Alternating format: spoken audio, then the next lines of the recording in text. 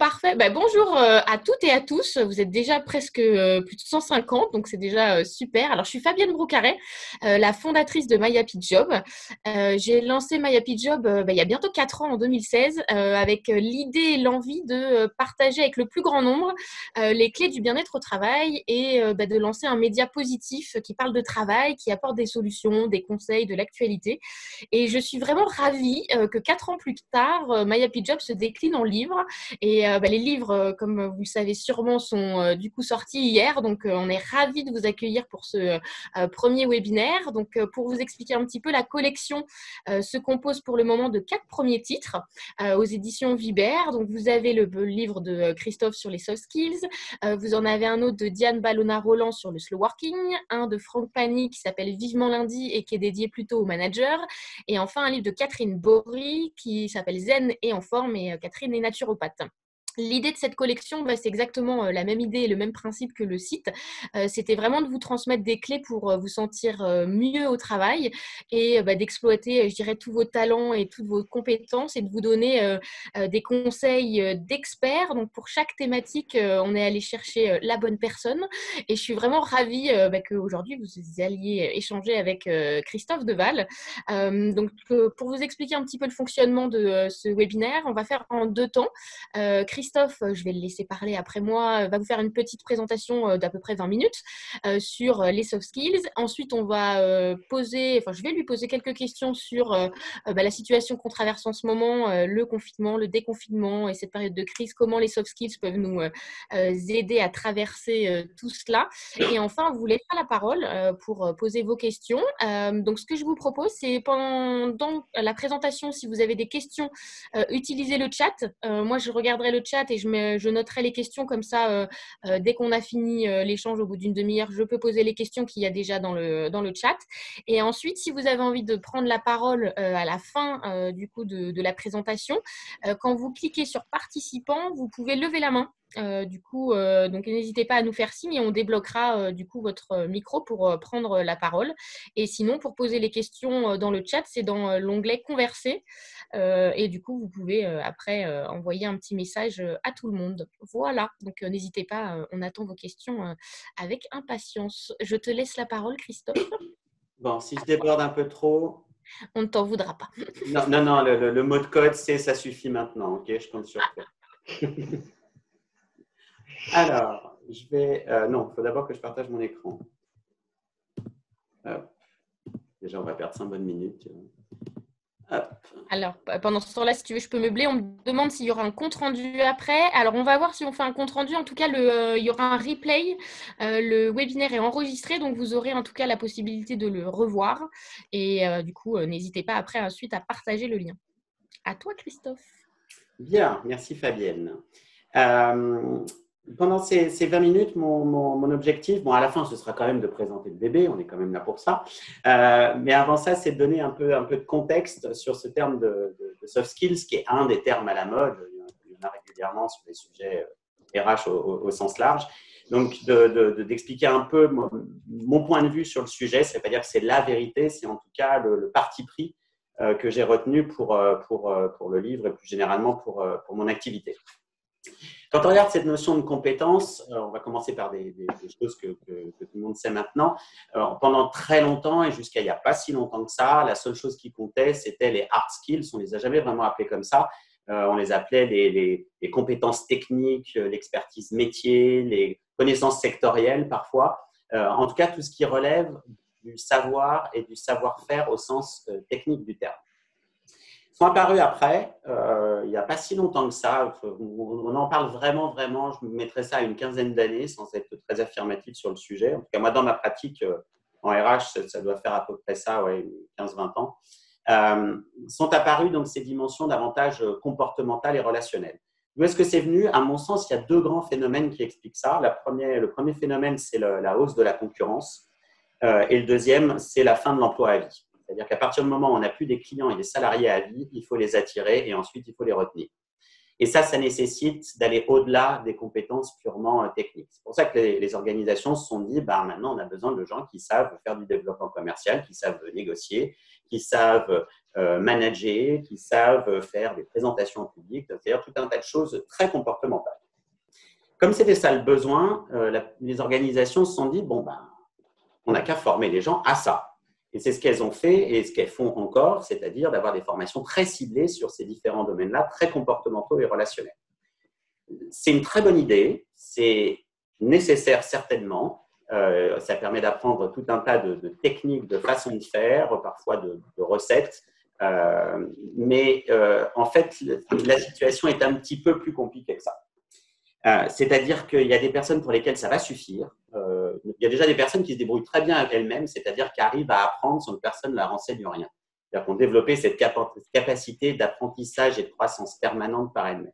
Il y a d'autres personnes pour lesquelles, quand on leur donne quelques billes, quand on leur donne quelques techniques, elles arrivent ensuite très bien à les appliquer dans leur environnement. Et il y a un certain nombre de personnes pour lesquelles ça ne marche pas. Et ça a été mon expérience chez KPMG avant cette nouvelle vie que je fais maintenant, où j'étais directeur du développement des talents jusqu'à il y a 2 ans. Et j'intervenais notamment sur tout ce qui était formation des people managers, donc les managers et associés avec une fonction de gestion de carrière. Et donc, on visait, nous aussi, ces objectifs comportementaux qui soient meilleurs pour donner un feedback, pour fixer des objectifs, pour parfois gérer les réactions de personnes qui étaient, par exemple, pas contentes de leurs variables, ce genre de choses. Et il y avait un certain nombre de personnes donc, qui, du coup, devenaient meilleures après. Et il y avait un certain nombre de personnes pour lesquelles rien ne changeait. Et de manière encore plus surprenante, quand ils étaient en salle de formation, ils pouvaient être excellents en jeu de rôle, ils pouvaient savoir exactement ce qu'il fallait faire, parfois même le faire dans cette espèce de contexte un peu artificiel. Et quand on les remettait dans la vraie vie, en fait, pas grand-chose changeait.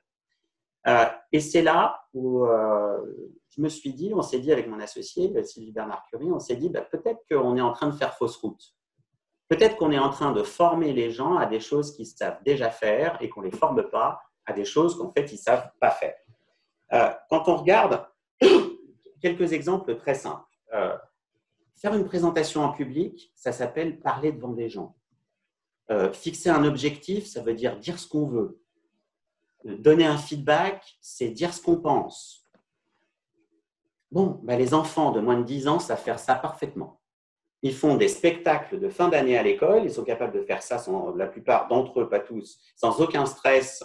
Quand ils reçoivent un pull à Noël de mamie et qu'ils disent « il est tout moche ton pull, mamie », ça s'appelle donner un feedback. Bon, ok, la technique est encore perfectible, mais le principe est acquis. Donc, ça veut dire qu'il y a tout un tas de choses qu'on était capable de faire quand on était enfant, quand on était jeune, et que maintenant, on n'est plus capable de mobiliser parce qu'on est dans un contexte un peu différent.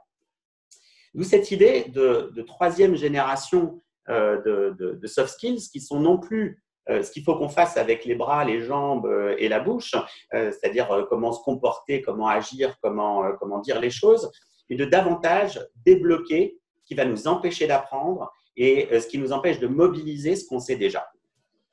Donc, les soft skills internes, par opposition aux soft skills externes, c'est-à-dire comportementales ou relationnelles, c'est comment est-ce que je gère ce qui se passe à l'intérieur de moi, comment est-ce que je peux mobiliser un certain nombre de capacités, pas forcément innées, mais en tout cas acquises très jeunes, qu'on va pouvoir utiliser, qu'on aura besoin d'utiliser dans tout un tas de contextes. C'est pour ça aussi que les soft skills internes sont des métacompétences. C'est-à-dire que ce sont des compétences, des skills qu'on va pouvoir utiliser dans tous les contextes. On en verra un certain nombre, c'est les 10 du livre tout à l'heure, mais être capable de gérer ses émotions, de faire preuve d'empathie, d'interagir avec les autres dans un sens commun, etc. On en a besoin dans le domaine professionnel, mais on en a besoin avec nos amis, dans notre couple, avec nos enfants. Donc, c'est ce socle de compétences-là indispensable, quelles que soient les situations qu'on va avoir à gérer. Du coup, les 10 soft skills du livre, alors quand on dit 10, il y a toujours un côté un peu arbitraire. Donc là, c'est clairement arbitraire puisqu'il m'était imposé 10 chapitres dans le livre. Donc 10 chapitres, 10 skills. Hein? Qui a osé faire ça?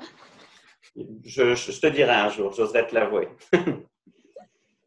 Donc, on peut très bien s'arrêter à 7 si on a envie, on pourrait en rajouter quelques-unes de plus. Mais c'était vraiment les compétences socles, on va dire, ou quel que soit l'univers dans lequel on évolue, quel que soit le monde dans lequel on évoluera demain, qu'on aura à gérer demain, on aura besoin de ces compétences-là. Et on aura besoin de les mobiliser. Donc, on va les passer en revue et je vais vous en dire un mot sur chacune d'entre elles.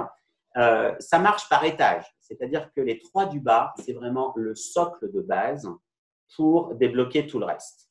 Et dans ce socle, donc on trouve l'attention, on trouve la flexibilité mentale, c'est-à-dire comment gérer ses pensées, et on trouve l'intelligence émotionnelle. Alors, c'est l'intelligence de ses émotions. La version tournée vers les autres, on la verra plus tard avec l'empathie. Donc, être maître de son attention, savoir utiliser ses pensées, savoir utiliser ses émotions, c'est le socle indispensable, quel que soit ce qu'on aura à faire. Dans ce socle-là, il y en a un qui est vraiment la fondation, c'est l'attention. C'est-à-dire que si on n'est pas capable d'ouvrir les yeux, de voir un certain nombre de choses, de toute façon, on perd l'apprentissage, on perd le feedback de notre environnement, on perd toute une part de connaissance sur nous-mêmes et ce qu'on ne voit pas nous contrôle. C'est-à-dire que si je ne suis pas capable de voir ce que je pense et ce que je ressens, ça veut dire que ça décide à ma place. Si je ne vois pas la peur, c'est elle qui va déjà décider de ce que je fais et de ce que je ne fais pas. Si je suis persuadé d'avoir raison, je vais déjà avoir un comportement qui va être en ligne avec ça si je ne me rends pas compte de ce qui est en train de se passer. Donc, c'est vraiment ça le pivot, on va dire, de tout le reste et c'est pour ça que c'est le premier chapitre du livre. Ensuite, la flexibilité mentale, c'est la capacité à voir ses émotions, non pas comme ses pensées, pardon, non pas comme la vérité, comme quand on pense avoir raison, mais comme un outil parmi d'autres pour notre cerveau. Notre cerveau utilise tout un tas d'outils. L'empathie en est une, les émotions en sont une autre. Donc, c'est de pouvoir utiliser nos pensées, de voir en quoi elles sont utiles ou pas, plutôt que de chercher à les discuter, à chercher les vraies ou les fausses. La flexibilité mentale, l'inverse, c'est la rigidité mentale. Je ne sais pas si vous avez remarqué, si vous avez autour de vous, forcément vous en avez, des gens qui ont toujours raison, qui savent toujours tout mieux que tout le monde, avec qui on ne peut jamais discuter et de toute façon, ils ne changeront jamais d'avis. Je ne sais pas si vous avez remarqué, mais ces gens-là, en général, ils racontent n'importe quoi. C'est pour une raison très simple, c'est que la rigidité mentale, quand on a toujours raison, par définition, on n'apprend rien. Et quand on n'apprend rien, au bout d'un moment, on raconte que des conneries. Donc, c'est vraiment cette idée de prendre de la distance avec ce qu'on pense pour pouvoir l'utiliser. Pour donner un exemple un peu plus concret là-dessus, sur, par exemple, la question de l'estime de soi. Il y a maintenant pas mal d'études qui montrent que l'estime de soi, en fait, ça ne sert pas à grand-chose et qu'en fait, il n'y a pas beaucoup de corrélation avec, par exemple, ce qu'on réussit à faire dans la vie. Ce qui va être clé, par contre, c'est le rapport qu'on va avoir à ces pensées négatives sur soi-même. Si je pense que je ne suis pas à la hauteur,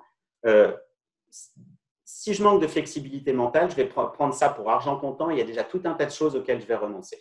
Je vais éviter de me confronter à tout un tas de responsabilités, situations, etc.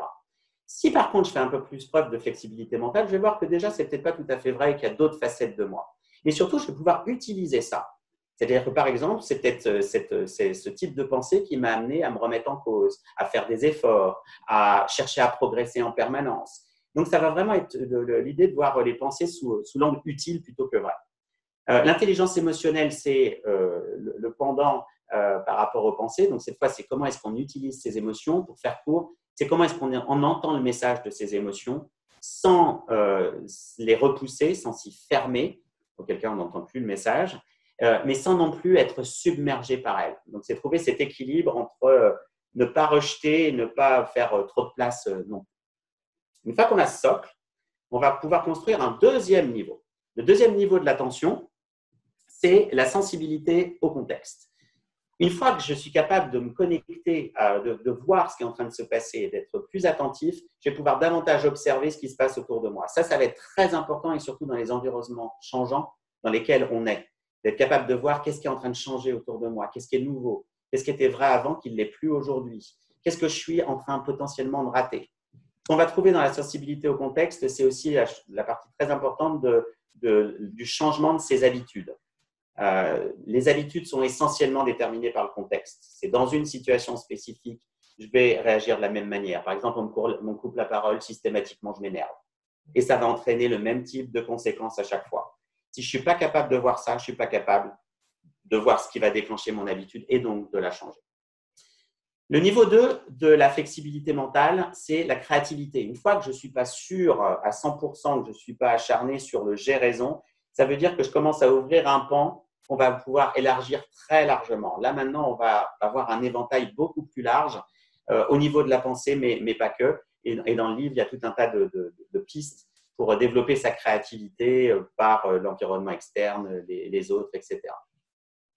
Le niveau 2, alors ce n'est pas vraiment un niveau 2, c'est l'autre versant de l'intelligence de ces émotions, c'est la partie valeur et sens, parce que les deux vont ensemble. Pourquoi est-ce qu'elles vont ensemble? C'est parce qu'on peut être touché que par ce qui compte.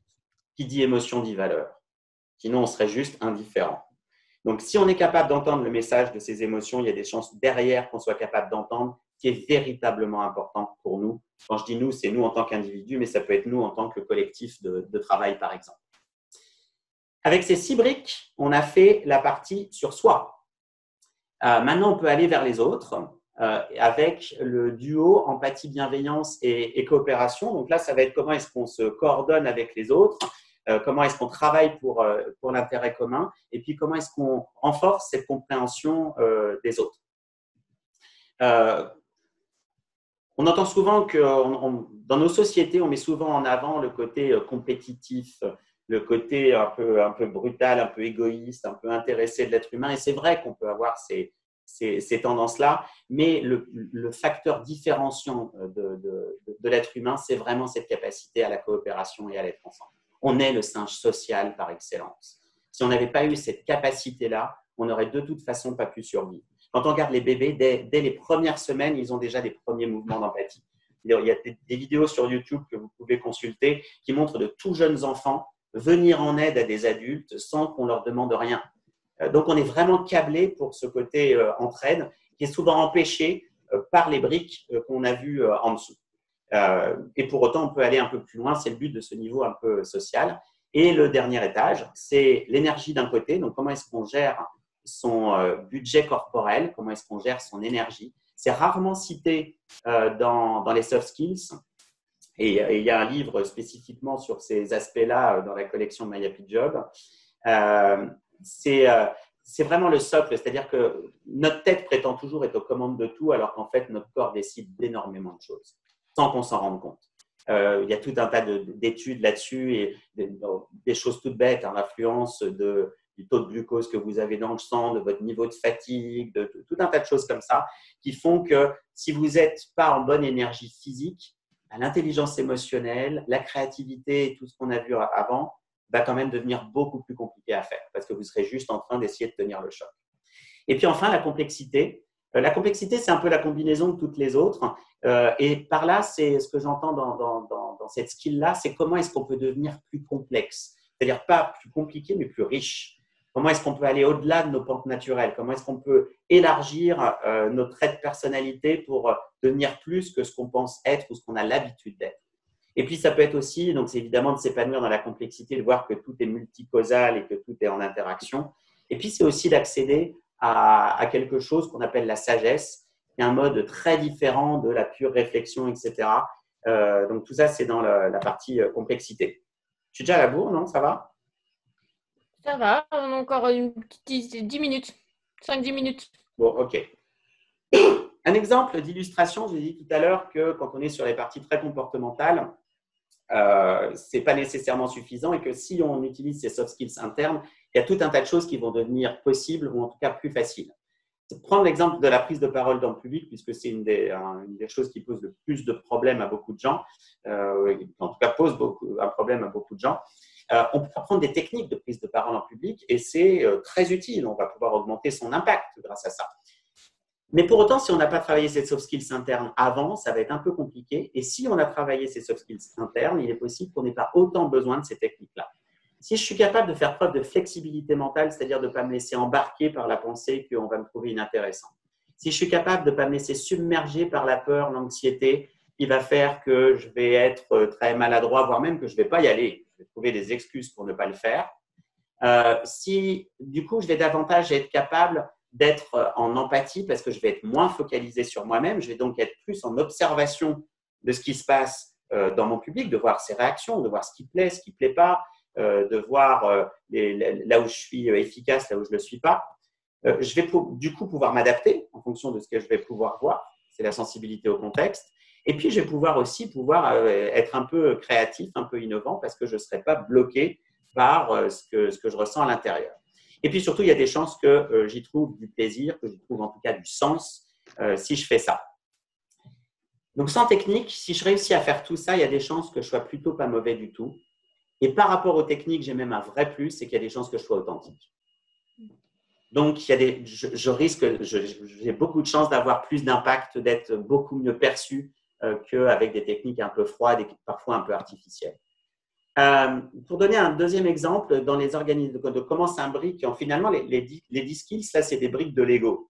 Donc, on peut mobiliser, comme on vient de le voir, pour un peu toutes les activités. On peut le combiner aussi pour… toutes les organisations ont défini des cibles comportementales. Je vais en prendre 2 qui reviennent régulièrement et montrer comment, avec ces skills, on peut réussir à faire quelque chose. Un thème que j'entends beaucoup, c'est la notion de confiance. Le problème, c'est que la confiance, c'est un concept qui est très, très difficile à attraper. Comment est-ce qu'on instaure de la confiance? Grâce à des skills comme ça, comme celle qu'on vient de voir, on va pouvoir décomposer ça en comportements activables et donc qu'on peut développer. Si je veux développer de la confiance, j'ai besoin de quoi? J'ai besoin de faire preuve de flexibilité mentale. J'ai besoin de ne pas me laisser engluer dans les jugements que je vais avoir par rapport aux autres. Je vais avoir besoin de gérer mon anxiété. Faire confiance, c'est prendre un risque. Si je ne veux pas prendre de risque, si je ne veux pas avoir peur, je ne peux pas faire confiance. Je vais avoir besoin de me connecter à mes valeurs et au sens, déjà pour être digne de confiance. Donc, pour agir en ligne avec mes valeurs personnelles et les valeurs que je prône ou qu'on prône collectivement. Je vais avoir besoin de l'empathie et de la bienveillance pour que la personne en face de moi se sente comprise. Et évidemment, je vais avoir besoin de la coopération pour favoriser tout ce qui est dans le sens de l'intérêt collectif, du bien commun. Un deuxième exemple, la vision stratégique. Pareil, bon, on manque de vision stratégique. Comment est-ce qu'on fait pour développer ce truc-là? Eh bien, on peut le développer avec quelques ingrédients, quelques skills. La première, c'est évidemment la flexibilité mentale, c'est-à-dire qu'il n'est pas possible de développer une nouvelle vision si on est persuadé de tout savoir ou si on a une vision très étriquée de la réalité. On va avoir besoin des valeurs et du sens, parce que développer une vision stratégique, ça veut dire être au clair sur ce qui est important aujourd'hui et encore plus ce qui va être essentiel demain. Je vais avoir besoin de la sensibilité au contexte. Qu'est-ce qui est en train de changer? Qu'est-ce que je m'attends à voir continuer à changer sur les années qui viennent? Et évidemment de la complexité pour prendre en compte tout un tas de paramètres en interaction. Ça peut se discuter, on pourra en rajouter d'autres. Par exemple, dans la vision stratégique, on aurait sûrement besoin de la dimension plus collective, de la coopération et de l'empathie pour emmener avec soi, etc. Mais au moins, ça vous donne une idée de comment on peut combiner ça, quels que soient les comportements cibles, autonomie, responsabilité, que sais-je, dont on a besoin dans les différents contextes professionnels. Alors maintenant qu'on a dit ça, il ne reste plus qu'à savoir comment est-ce qu'on fait pour développer les soft skills.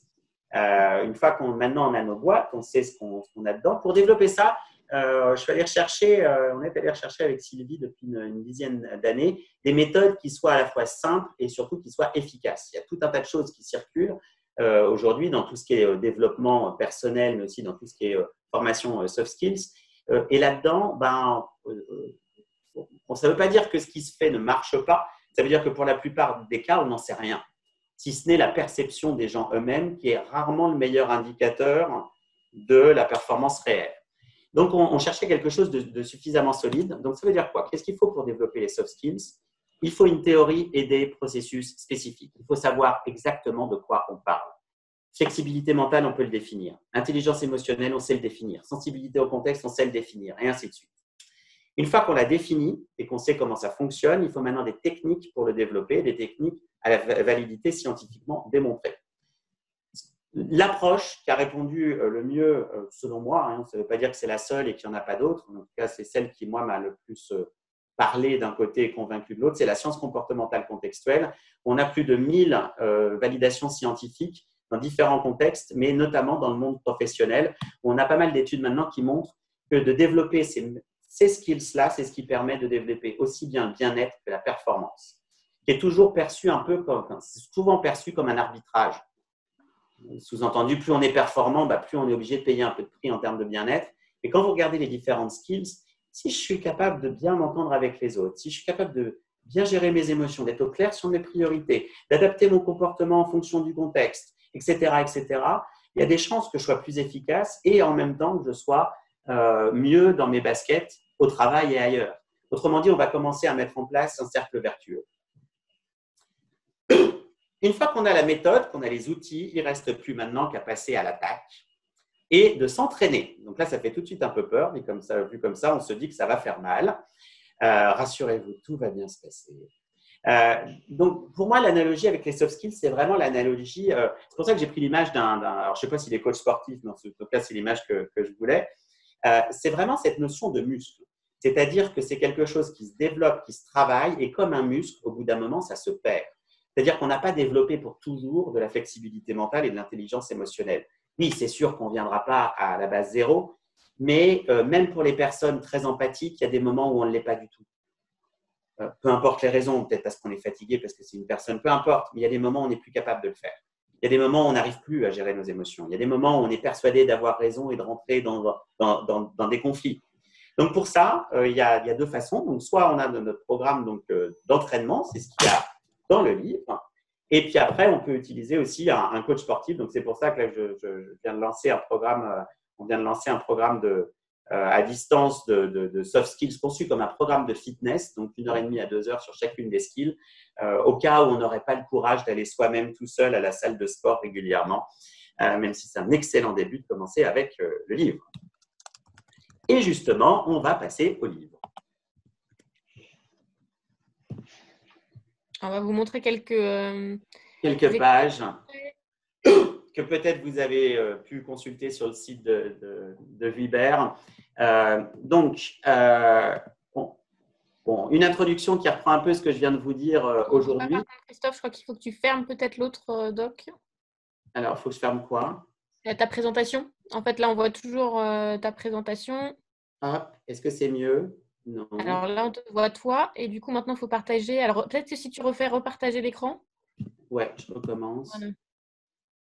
Ça marche pas? Voilà, c'est bon. Là, on est au test. Bon. Voilà, super. Alors, donc, il y a l'introduction. Je reviens rapidement en arrière, du coup. Il y a l'introduction qui, hop, on vient de la voir, qui reprend un peu la philosophie de ce que je viens de vous dire pendant ce quart d'heure, 20 minutes. Un test qui vous permet de vous évaluer sur les 10 skills, c'est de savoir où focaliser votre attention, c'est le cas de le dire puisque c'est le chapitre qui suit, de focaliser vos efforts sur les chapitres suivants. Ensuite, la première séance d'auto-coaching, c'est contrôler son attention, qui est, rappelez-vous, vraiment le fondamental de tout le reste, avec une petite introduction à chaque fois, un carnet de bord qui vous permet de faire une sorte de mini-diagnostic des situations dans lesquelles vous auriez probablement intérêt à travailler davantage votre attention. En tout cas, elle peut vous faire défaut. Ensuite, un exemple à chaque fois. Donc là, Audrey, qui, on va dire, à chaque fois, c'est un exemple de personne ayant une marge de progression significative. Donc, pour dire les choses autrement, qui font à peu près tout sauf ce qu'il faut.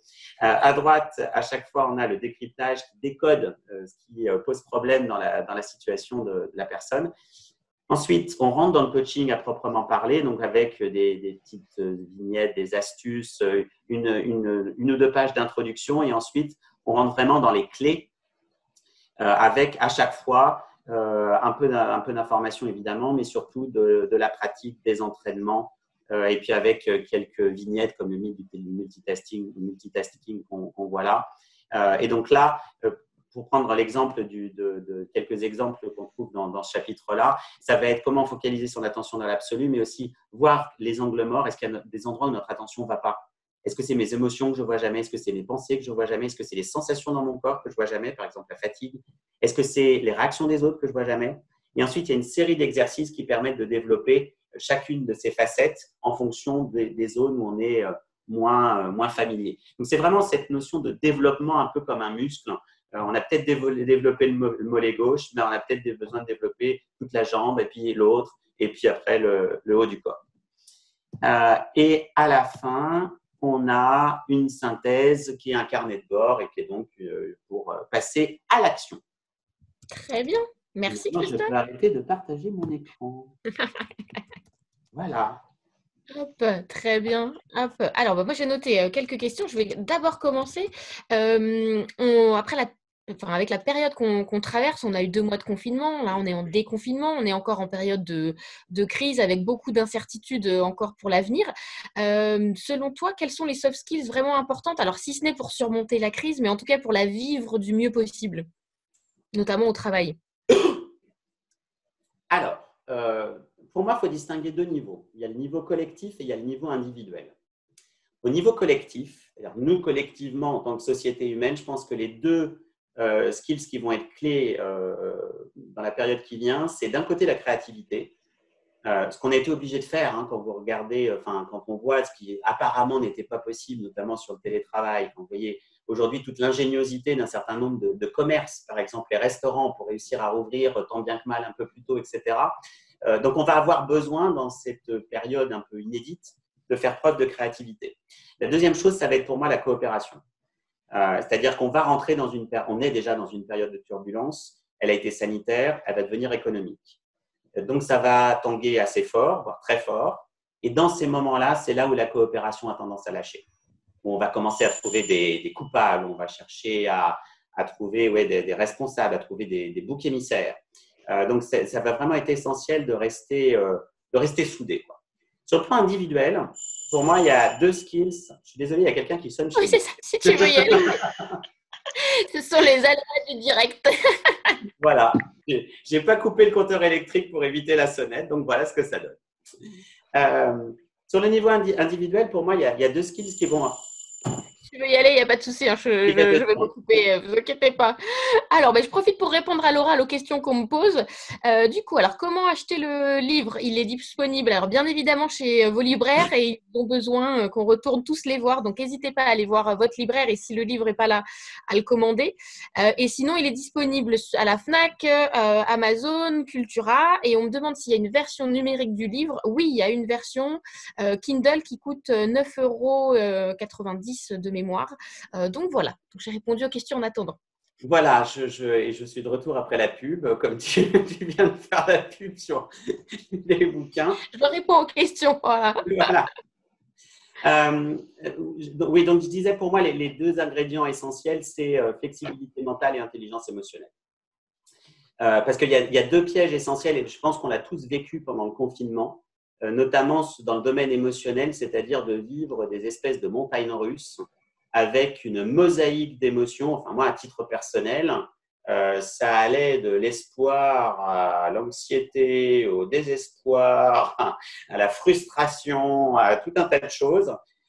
Donc, pour moi, c'est vraiment et ça va continuer cette période d'incertitude, donc de gérer, on va dire, ces chocs, ces vagues émotionnelles. La deuxième chose, c'est la flexibilité mentale parce qu'on est dans une période d'incertitude. On l'a vu pendant cette crise-là, ce besoin qu'on a d'avoir des certitudes.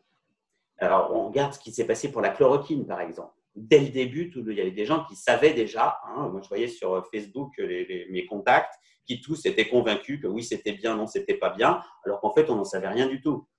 Et un autre phénomène, je ne sais pas si vous avez vécu ça, moi je l'ai vécu pendant le confinement, c'est d'être sûr, par exemple, moi je suis persuadé que ce virus il va disparaître comme il est. Je ne sais pas si vous avez entendu ça autour de vous, j'ai entendu beaucoup de gens le dire et je me le suis dit aussi, avec cette espèce de pseudo-certitude. Donc c'est vraiment d'être très vigilant à « ouais, ça y est, c'est bon, on sait ». En fait, on va rentrer dans une période d'inconnu, on y est sur le plan sanitaire, mais je pense qu'on va l'être beaucoup plus largement. Donc c'est d'être très vigilant à… cette partie de nous qui est persuadée d'avoir tout le temps, de savoir tout le temps. Il y a quelqu'un qui s'étonnait de ne pas avoir vu dans les soft skills, et notamment pour reparler de la période actuelle, de la communication. Qu'est-ce que tu aurais à dire là-dessus? Alors, comment tu classes la communication par rapport aux soft skills que tu as évoqués? En fait, parce que pour moi, la communication, c'est une soft skills comportementale. Et comme mon parti pris, c'est qu'une fois qu'on a débloqué le reste, on n'a pas vraiment de problème de communication. Alors, la preuve, on sait communiquer avec les gens très simplement la plupart du temps. Pour prendre un truc, je reprends mon exemple de prise de parole en public. Quand on fait un dîner où il y a 10 personnes autour de la table, il y a 10 amis à nous autour de la table, on ne dit pas « Ah non, moi je dis rien parce que parler en public, c'est juste pas possible ». On y arrive très bien. Donc, en général, on n'a pas de problème. On peut avoir des choses liées à la communication, mais si je suis déjà capable de ne pas être englué dans ce que je ressens, si je suis capable de faire preuve d'empathie, si j'ai cette skill de coopération et d'intérêt collectif, etc., il y a tout un tas de choses qui vont se débloquer. Donc, il y a des éléments de communication dans le livre, notamment dans le chapitre sur dans la coopération et l'empathie, mais ce n'est pas en tant que tel. Et quand tu nous parlais tout à l'heure des soft skills qui étaient importantes dans cette période actuelle, est-ce que tu aurais une ou deux pistes concrètes à nous donner pour les développer? Qu'est-ce que les gens qui nous écoutent et qui nous regardent peuvent faire après avoir vu ta présentation? Je vais donner un petit truc sur, ouais, un petit truc sur chaque, sur la partie émotion et la partie pensée. Sur la partie pensée, c'est plutôt que de dire voilà, c'est ce que je pense, de prendre l'habitude de se mettre un peu en position méta, c'est-à-dire de parler un peu de soi à la troisième personne. C'est-à-dire au lieu de dire voilà ce que je pense, c'est de dire ma tête me dit que. Ma tête est persuadée d'avoir la réponse. Ma tête est persuadée d'avoir raison. Ma tête est persuadée que ça va mal se terminer. Ce qui est une première façon de prendre un peu de distance. En fait, et ça permet de se rendre. En fait, la plupart de nos pensées sont programmées et automatiques. C'est-à-dire qu'elles nous viennent spontanément, un peu comme un pop-up sur un écran d'ordinateur, les publicités intempestives. Et la plupart du temps, on ne décide pas de ce qu'on pense. Donc, c'est de réussir à faire un pas de côté pour décider de est-ce que je me laisse embarquer là-dedans ou pas? Est-ce que ça va m'aider ou pas? Sur la partie émotion, je pense que c'est un mix. Je vais reprendre mon surfer sur la vague. Pour moi, c'est un mix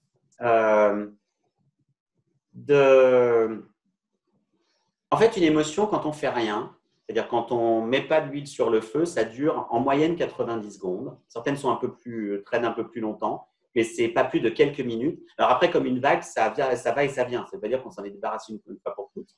Mais quand on se monte pas le bourrichon, en fait, ça passe assez vite.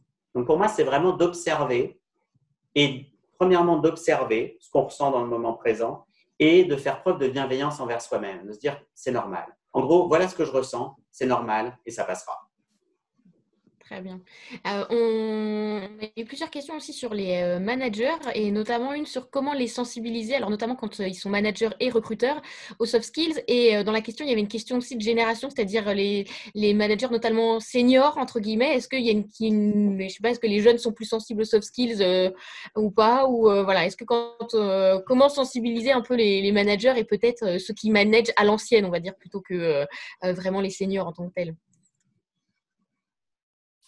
Moi, je pense qu'il faut les sensibiliser. Alors, je vais répondre sur la partie génération. Je crois que c'est un peu en train de disparaître parce que c'est venu effectivement plutôt par… c'est-à-dire que les jeunes générations sont baignées là-dedans. Mais même dans les vieilles générations un peu réfractaires, par la force des choses, elles se rendent bien compte qu'il y a un certain nombre de choses, on va dire, plus humaines, comportementales, etc., qui posent problème. Et en général, ils le voient par exemple avec les clients où il voit qu'il y a des gens où ça se passe mal, je suis manager, il y a quelqu'un où ça se passe mal parce qu'il vient de s'engueuler avec le client, par exemple. Et là, il commence à comprendre que tout ne se joue pas sur la technique. Donc, pour moi, pour les sensibiliser, c'est vraiment de les faire réfléchir sur les situations où ça a pu manquer. Les situations où tel soft skill, qu'est-ce que ça pourrait leur apporter? Imaginons, ok, ça ne sert à rien, mais si ça servait à quelque chose, ce serait quoi? Donc, ce serait un peu de les faire réfléchir par la preuve eux-mêmes. Une spécificité de la rigidité mentale, c'est que plus on cherche à argumenter, plus on la renforce. Donc, d'essayer de convaincre des gens, de convaincre d'autres choses, la plupart du temps, ça ne marche pas, sauf si on a un argument massu, en général, on n'a pas, ou bien s'ils en ont à peu près rien à faire, auquel cas ils veulent bien se laisser convaincre. Alors, comme là, c'est des convictions assez fortes, il ne faut pas chercher à attaquer, il faut chercher à faire réfléchir et montrer par des exemples. En fait. Ouais, du concret. Ouais. On a des témoignages intéressants. On a Agnès qui nous dit qu'elle est plutôt dans la catégorie senior, mais qu'elle est très sensible aux soft skills. À l'inverse, on a du coup, alors je sais pas de prénom. Du coup, oui, on nous dit il y a aussi des très jeunes recruteurs qui ne sont pas sensibles aux soft skills et qui veulent juste cocher des cases de savoir-faire. Et en effet, il y en a beaucoup. Et quand on s'intéresse encore aux managers, quels sont selon toi les soft skills clés, notamment là pour manager en période de crise, mais je dirais plus largement pour être un bon manager demain, de quels on aura particulièrement besoin? Pour être un bon manager demain, pour moi, il y a deux choses. Il y a le côté prendre soin de soi et prendre soin des autres. Ça va paraître un peu bizarre, peut-être dit comme ça, mais je pense qu'on va avoir de plus en plus besoin de contrebalancer le côté compétitif, dur, un peu sans pitié, et de développer le côté empathique, coopératif, durable. Et j'insiste vraiment sur le côté prendre soin de soi et prendre soin des autres. parce qu'il y a beaucoup de managers qui prennent soin des autres, mais qui laissent beaucoup de plumes. Donc, c'est vraiment cet équilibre ouais, pour moi, c'est la notion de care, en fait, en anglais. Donc, c'est vraiment souci de soi et souci des autres. Et puis, la dimension qui va être très importante à mon sens, la skill, ça va être la complexité. C'est-à-dire d'accepter le fait que quelle que soit la décision qu'on prend, ce ne sera pas la bonne réponse. Et donc, de faire avec tout un tas de… Ouais, et la complexité, en fait, comme ce que j'ai dit tout à l'heure, c'est que c'est un peu la combinaison de toutes les autres. C'est-à-dire, quand j'accepte que le monde est complexe, je ne peux pas avoir de rigidité mentale. Je ne peux jamais être sûr que j'ai raison. Du coup, je vais avoir besoin des autres, je vais avoir besoin de coopération et d'empathie parce que ça va me donner des prismes différents. C'est inconfortable, la complexité. Donc, je vais avoir besoin de gérer mes émotions, etc. Donc, pour moi, c'est vraiment ouais, la complexité va être le facteur majeur. Et alors, on a plusieurs personnes qui nous disent qu'elles sont un peu trop prudentes et qu'elles n'osent pas forcément. Donc, quel serait ton conseil pour oser davantage? Et peut-être aussi, dans une période actuelle où il y a beaucoup d'incertitudes comme ça, où on a plutôt tendance à être très prudent et à pas forcément aller vers le changement, à pas forcément oser. Donc, qu'est-ce qu'on peut faire pour s'y entraîner, se muscler à l'audace? Alors, pour moi, il y a un premier antidote, c'est la notion de valeur. C'est-à-dire, au nom de quoi, rappelez-vous ce que je vous ai dit tout à l'heure, dès qu'il y a… derrière le manque d'audace, il y a de la peur. Et derrière la peur, il y a forcément, dès qu'il y a une émotion, il y a une valeur. Donc, ça veut dire qu'il y a quelque chose qui compte. C'est qu'on a peur que ça ne se passe pas bien, on a peur d'être déçu, on a peur d'échouer. Et donc, c'est de garder en tête ce qu'il y a de l'autre côté de la pièce. C'est qu'est-ce qui est si important pour moi qui fait que j'ai besoin d'avoir peur. Parce que si je ne veux pas me confronter à la peur, je suis obligé de renoncer à ce truc-là en même temps. Donc, c'est de garder présent à l'esprit le qu'est-ce qui est vraiment important. Le deuxième conseil pour moi, ce serait… je ne sais pas pourquoi, ça n'a peut-être pas le lien, mais je vais le dire quand même. Je vais vous dire ce qui me passe par la tête. Ce qui m'est venu par la tête en entendant ça, c'est le débat sur est-ce qu'il faut améliorer ses points faibles ou est-ce qu'il faut développer ses points forts. Et pour moi, c'est un faux débat, ça. Ce qui compte, c'est le contexte dans lequel on fait. C'est-à-dire que si je veux me défier, m'améliorer, oser, et que je fais ça dans un contexte de performance, de pression, ça va être dur, ça ne va pas être agréable et ça ne va pas me mener très loin. Donc oui, dans ces cas-là, développons les points forts. Mais si on l'approche dans un autre contexte, qui est par exemple un contexte où j'ai envie que ma vie soit plus que ça, j'ai envie, moi, d'être plus que ce que je suis aujourd'hui, j'ai envie d'avoir encore plus de cordes à mon arc. Là, ce n'est plus le même contexte. Et là, il y a des chances que ça m'attire un peu plus. Quand je prends l'exemple tout à l'heure des enfants, qu'est-ce qui fait qu'eux, ils sont capables de faire des choses que les adultes ne sont plus capables de faire? C'est parce qu'eux, ils s'amusent.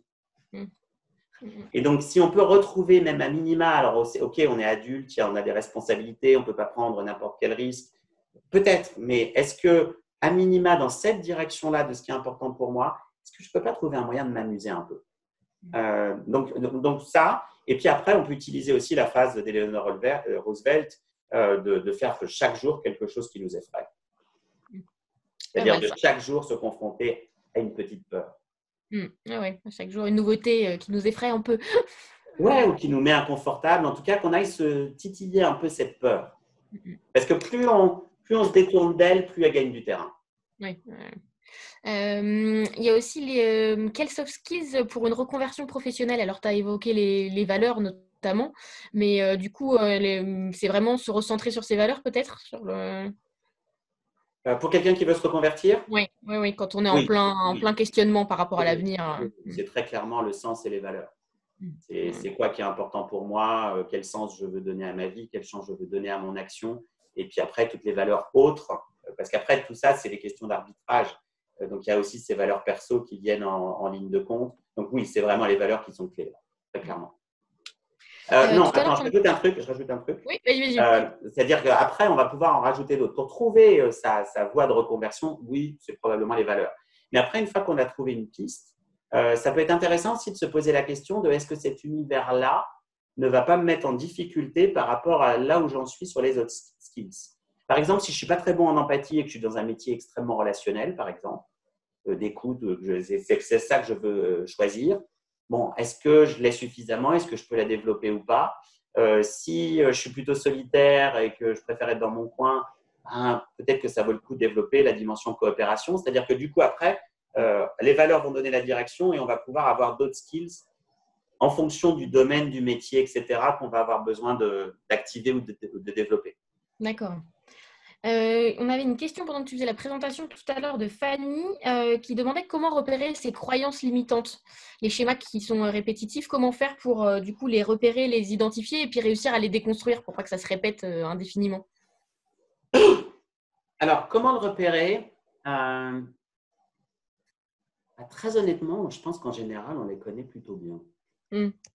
Quand on se pose 2 secondes et qu'on réfléchit à qu'est-ce qui m'a empêché dans ma vie jusqu'à présent, je pense qu'on arrive à repérer. Donc, la première chose, c'est de se poser, de regarder le passé et de voir s'il n'y a pas une thématique qui se dégage, s'il n'y a pas une espèce de petite voix dans notre tête qui tient un peu toujours le même discours, qui tient toujours un peu le même scénario. L'autre porte d'entrée, ce serait d'utiliser ses émotions. Dans les moments où on est découragé, dans les moments où au contraire on a peur, ou etc., c'est qu'est-ce que cette petite voix est en train de nous dire à ce moment-là. Donc, soit les thèmes récurrents, soit effectivement le discours qui se cache derrière les pensées. Après, il y a beaucoup de méthodes qui sont sur supprimer les croyances limitantes, etc., ou les changer. En fait, on ne peut pas les changer comme ça. On a pas mal d'études maintenant qui montrent que d'attendre qu'on change ce qu'on pense pour changer ce qu'on fait, en fait, on risque d'attendre un bon moment. Donc, la question, c'est vraiment de défier. En fait, l'action précède la pensée.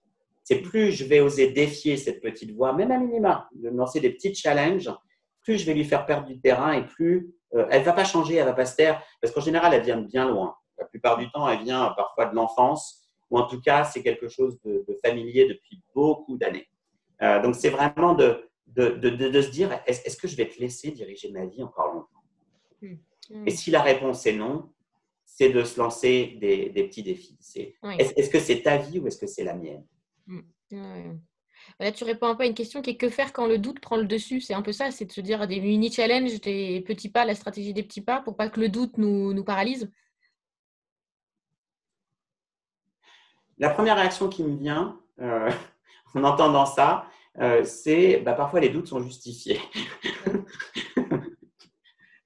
Donc, c'est vraiment, c'est un peu comme l'intuition, quoi. L'intuition, il faut la tester. Tu peux toujours avoir des intuitions et être tout le temps à côté de la plaque.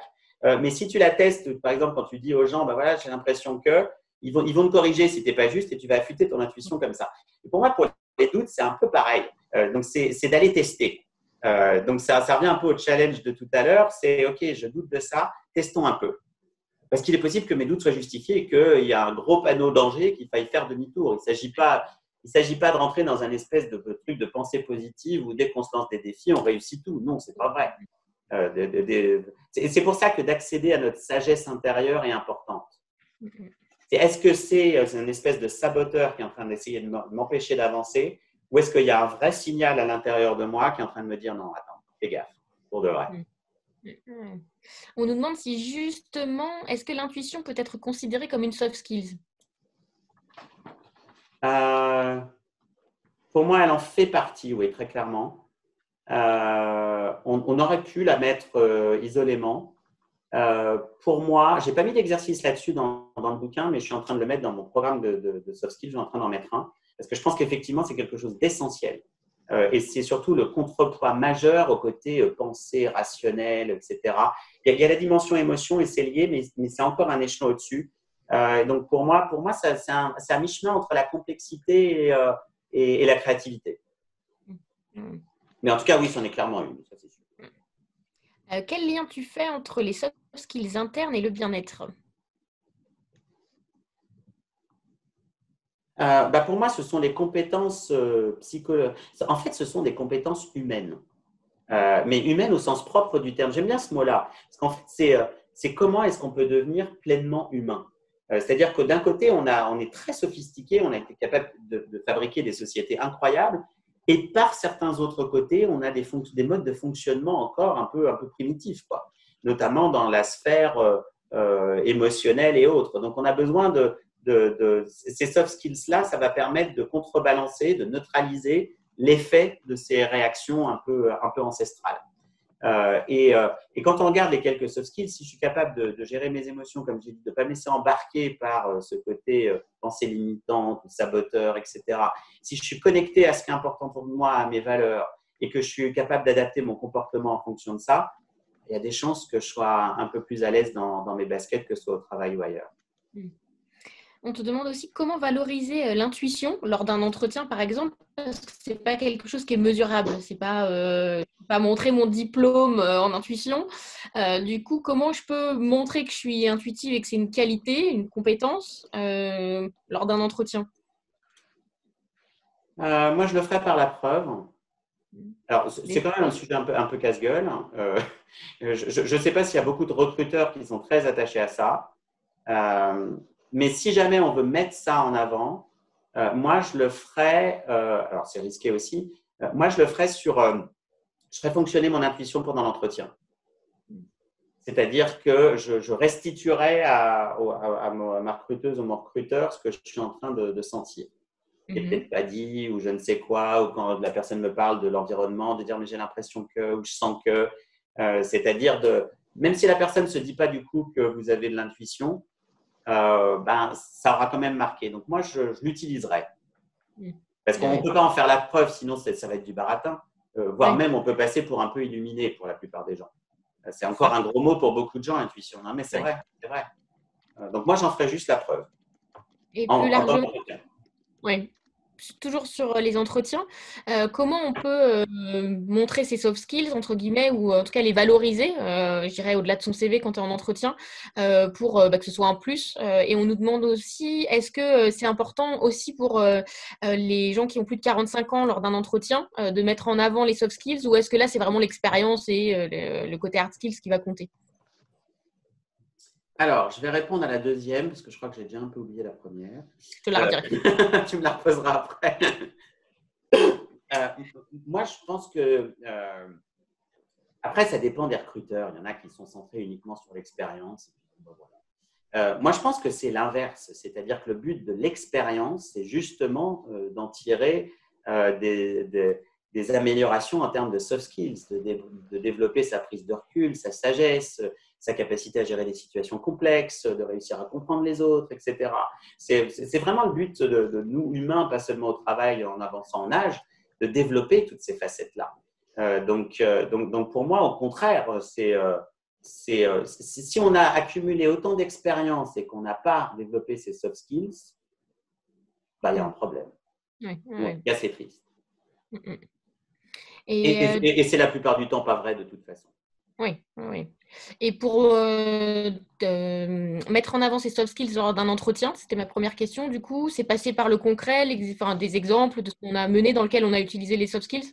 Bon, ça, théoriquement, c'est le job du recruteur. Hein. S'il fait bien son boulot, c'est à lui d'aller chercher ça ou elle d'aller chercher ça. Mais effectivement, de toute façon, ça peut être que la preuve. Après, si on tombe sur des recruteurs pas très bons, ils sont ravis quand on leur dit, par exemple, moi, je suis quelqu'un de très empathique, moi, par exemple, j'ai beaucoup de recul, etc. Les recruteurs mauvais sont très contents parce qu'ils peuvent cocher leur case tout de suite. L'entretien est nullissime. Donc, il y en a avec qui ça peut marcher. Et alors, on a une question pour les hypersensibles. Quelle serait la soft skills à muscler lorsque l'on est hypersensible?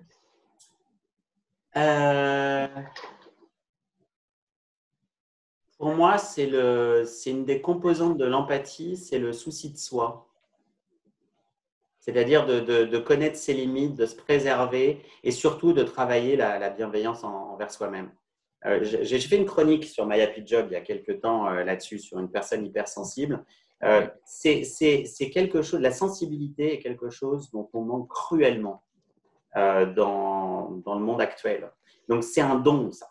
Mais le problème, c'est que comme tous les dons, c'est aussi des malédictions. Donc, il faut apprendre à l'utiliser un peu comme les super pouvoirs de super-héros, comme dans les X-Men, ils ne savent pas trop comment faire quand ils sont ados et puis après, ils apprennent à se débrouiller avec.